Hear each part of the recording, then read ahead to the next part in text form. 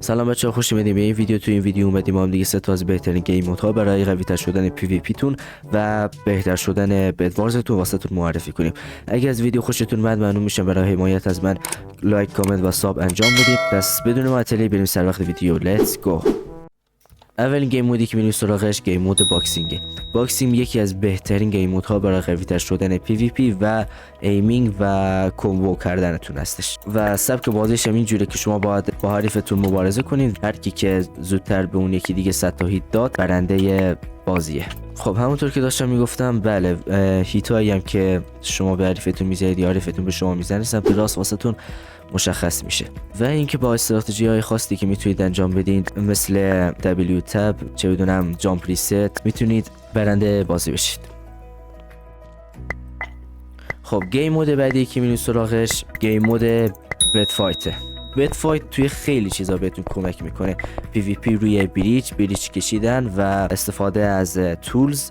سبک بازیش هم جوریه که شما اینجا اسپان میشید دقیقا روی این نقطه و باید به بیس حریفتون اتک بدین و تختشو بزنید و خودش هم بکشید. این همون بدوارز خودمونه، فقط یکم کوچیک‌تر و جمع جورتر.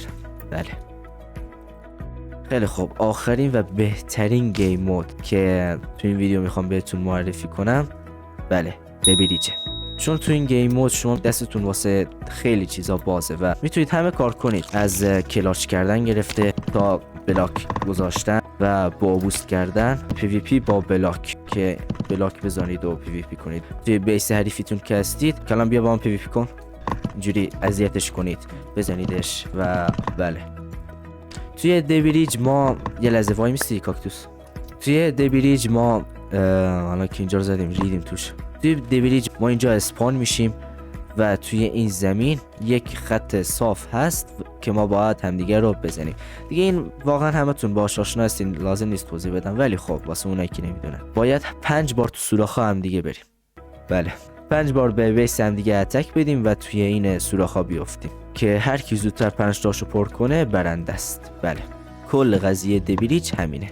بهتون توصیه میکنم که اگه میخوایم پی وی پی تون بهتر شه واقعا دبریج رو تمرین کنید، چون کامل ترین گیم موده بعد از بدوارز. کامل ترین گیم مود بعد از بدوارز دبریجه و این هم بود از بهترین گیم مود برای بهتر شدن پی وی پی تون و قوی تر شدن توی بدوارز. خب دوستان، رسیدیم به آخر ویدیو. اگه این ویدیو ذره‌ای هم به بهتر شدن پی وی پی تون و گیم پلی بدوارزتون کمک کرد ممنون میشم که حتما ویدیو رو لایک و کانالمو ساب و کامنت هم اگه دوست داشتین بذارید. پس بای.